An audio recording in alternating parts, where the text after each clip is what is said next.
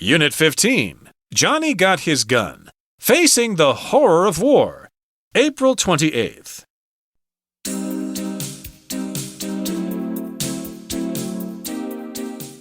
Johnny Got His Gun remains relevant as it captures the horrific side of war that few people want to face.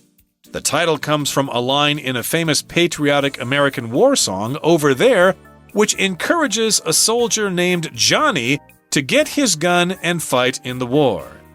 By changing the title to the past tense, Trumbo cleverly suggests that the optimistic attitude and fervor for war in the song should be reconsidered. In the novel, after Joe finally gets his gun, his life falls apart. In the war, Joe loses his limbs and is robbed of all his senses.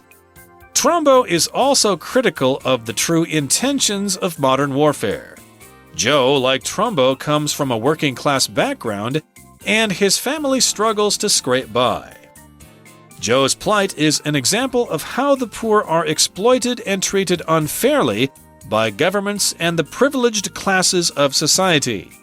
Yet it is the poor and oppressed who are called on to sacrifice their lives when war breaks out.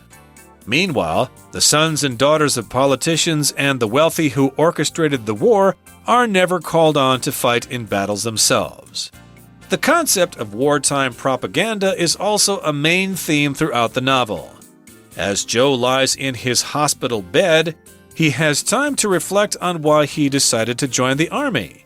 He concludes that he was influenced by the media, which suggested he fight for important ideals such as liberty, democracy, and justice. However, it finally dawned on Joe that it was not his freedom he was fighting for, but the freedom of a select few. In return for making the ultimate sacrifice for his nation, Joe gets a worthless medal. At the end of the novel, the military even refuses Joe's request to meet with the general public.